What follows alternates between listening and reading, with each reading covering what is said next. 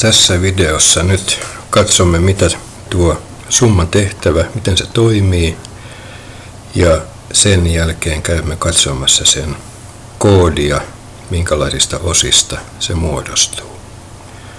Summatehtävä käynnistyy näin. Niin kuin huomataan, olen käynyt tekemässä sitä jo aiemmin vähän huonolla menestyksellä, mutta se ei haittaa. Aloitetaan uusi yritys. Tehtävä pyytää laskemaan lukujen 5 ja 4 summa ja kirjoittamaan tämä summa tuohon vastauskenttään. Tehdään nyt niin, että vastataan ihan oikein, eli 9. Mitä tahansa siihen kirjoittaakin, niin järjestelmä kertoo, miten se sen tulkitsi. Jos olisin kirjoittanut vaikkapa 9,1, niin se ei tässä tapauksessa olisi järkevää. Siitä tulee heti ilmoitus. 9,1 ei myöskään ole järkevää. Mutta 9 on järkevä. Ja järjestelmä tunnisti nyt, että vastasin 9. Ja tämä on nyt sitten minun vastaukseni. Ja se oli oikein. Hienoa, vastaus oli täysin oikein. Sain pisteen. Pisteet näkyy täällä. Tässä tehtäväsarjassa ei ole nyt kuin tämä yksi ainoa tehtävä, joten sain nyt sitten 1 pisteen, eli täydet. Kokeillaan sitten, mitä tapahtuisi, jos vastataan väärin. Aloitetaan uusi tehtävä. Nyt tehtävänä on laskea 2 plus 1. Jospa nyt vähän kokeessa hermostuneena vastaankin, tai lasken 2 miinus 1, eli 1. Sehän on muodollisesti ihan oikein, mutta väärin. Ja sen järjestelmä ilmoittaa. Väärä vastaus, tarkista laskusi. Nyt jos tämä tehtävä olisi todella hyvin tehty, taustalla oleva ohjelma tai ohjelmoitu päättelypuu tunnistaisi, että ehkäpä summan sijasta laskettiinkin erotus. Mutta tätä ominaisuutta ei vielä tässä tehtävässä ole, lisätään se myöhemmin. Okei, seuraava tehtävä, mutta koska se oli viimeinen tehtävä, nyt kaikki on tehty. Ja piste tuli.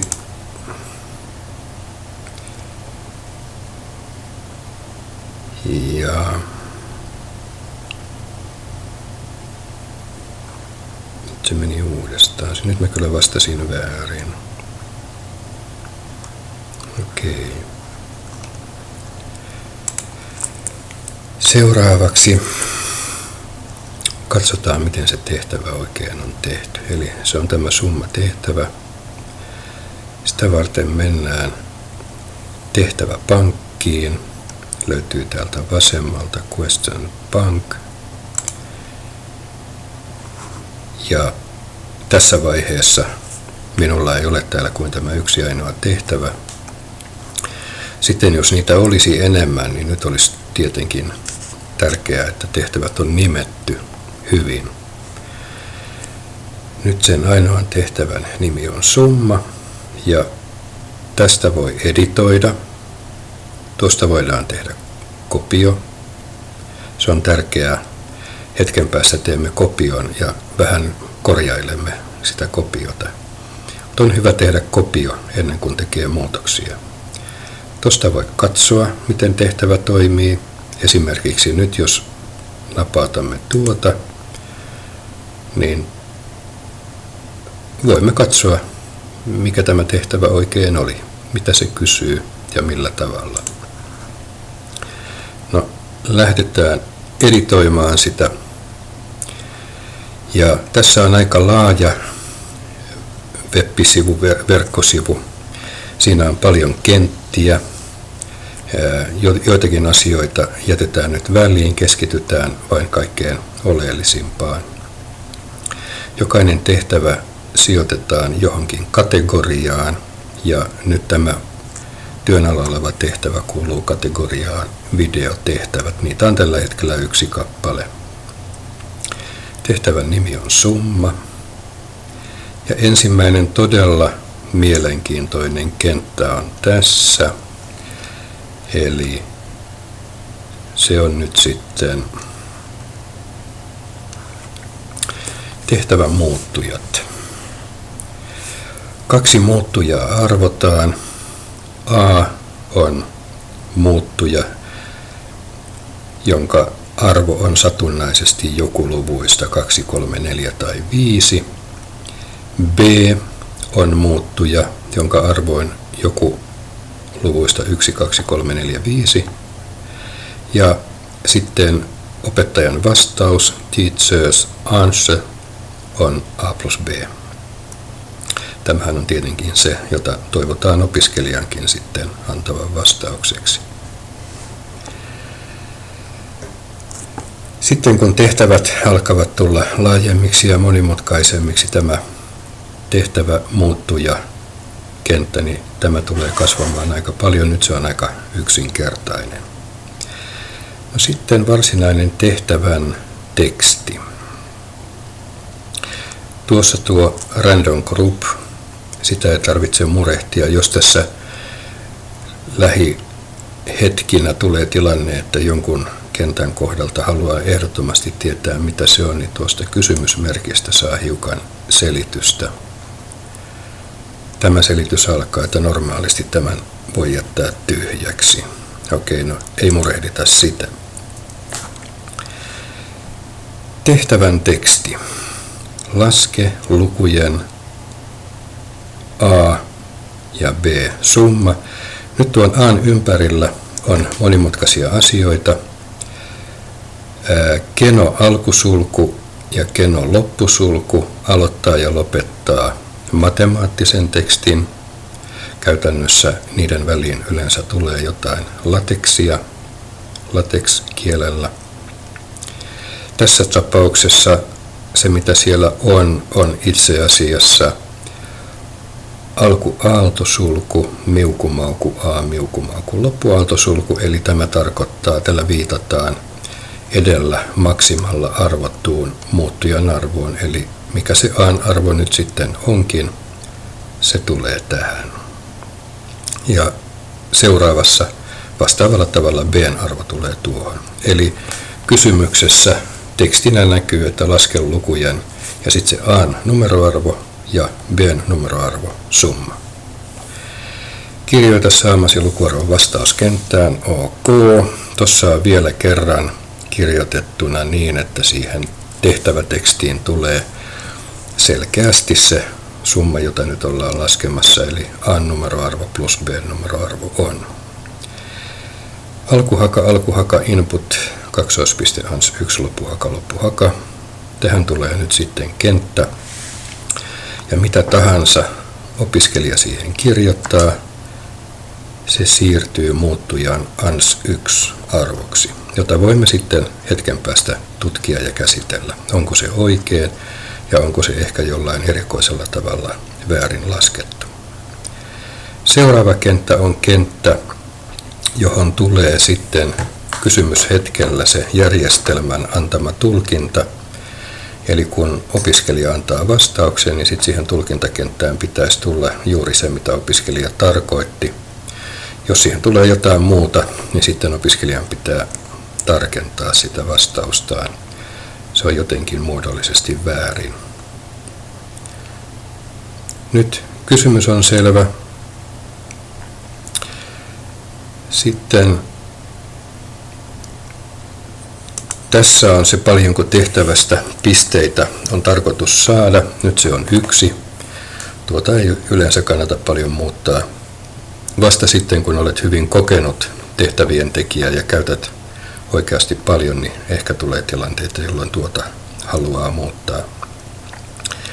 Erityinen palaute. Tähän emme nyt tee mitään suuria juttuja. Okei, tota voi tutkia joskus sitten myöhemmin.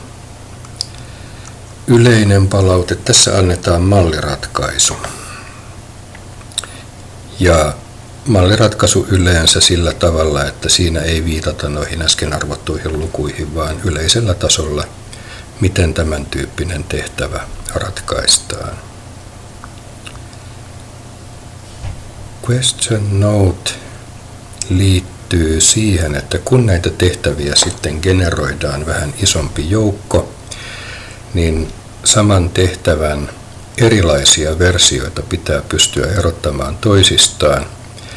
Ja tähän voi kirjoittaa melko vapaasti mitä tahansa, kuitenkin niin, että ne erilaiset tehtävät erottuu toisistaan. Tyypillisesti tähän kirjoitetaan niitä arvottuja muuttujien arvoja, esimerkiksi A-arvottiin ja B-arvottiin, jolloin erilaiset tehtäväversiot erottuu siitä, että A:lla ja B:llä on erilaiset arvot. Kokonaisuudessaan tämä kannattaa tehdä niin, että se on jälkeenpäin helposti tulkittavissa. Tyypillisesti arvotut muuttujan arvot ja vastaus. Okei. Sitten se opiskelijan antama vastaus. Siihen liittyy asioita. Nythän se on numero. Sen voisi ehkä jopa, algebra input on tässä tapauksessa hyvä. Nämä erityyppiset vastauskentät, ne on todella mahdollistaa erilaisia tapoja antaa vastaus, mutta nyt ei tosiaan murehdita sitä. Sitten se opettajan mallivastaus, opettajan vastaus. Tämä kenttä on tyhjä silloin, kun aletaan tehdä uutta tehtävää, se pitää muistaa tähän kirjoittaa. Eli se muuttuja, joka siellä ihan alussa sai arvokseen sen oikean vastauksen. Sitten tämä vastaus pyydetään laatikossa, jonka koko voidaan säätää. Nyt kun vastaus on yksi numero, se on aika lyhyt, ei tarvitse mitään pitkää. Okei, täällä on paljon nyt asioita, joita voidaan säätää. Emme nyt kovin paljon muutoksia tee. Tässä on yksi mielenkiintoinen kohta.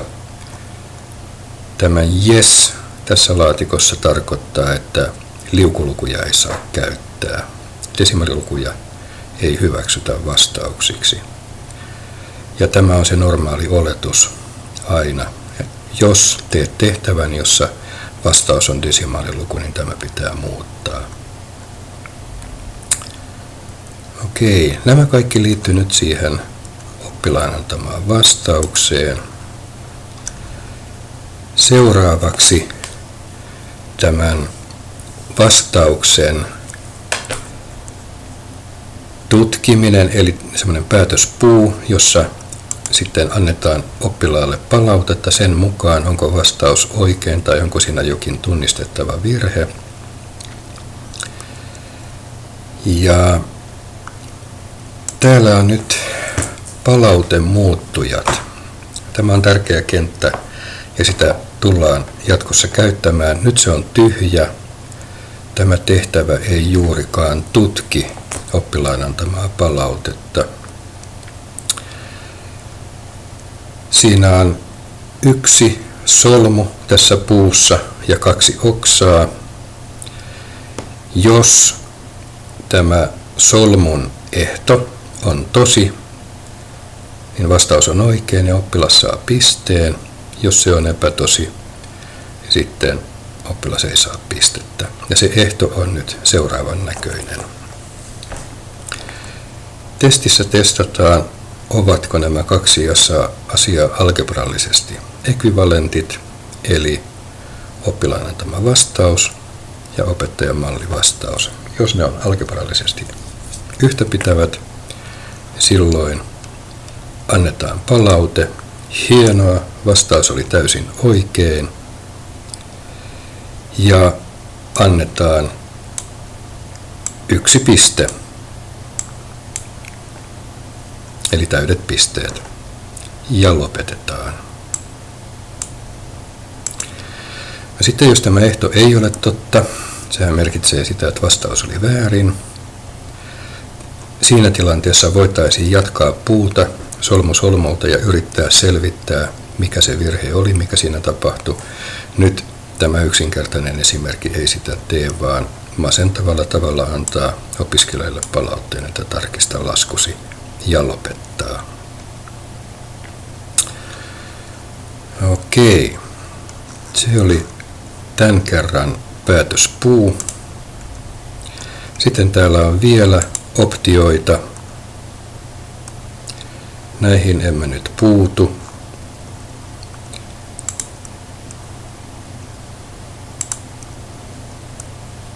Okei. Me emme oikeastaan muuttaneet mitään. Mutta jos olisimme tehneet muutoksia, tässä kannattaisi ne tallettaa.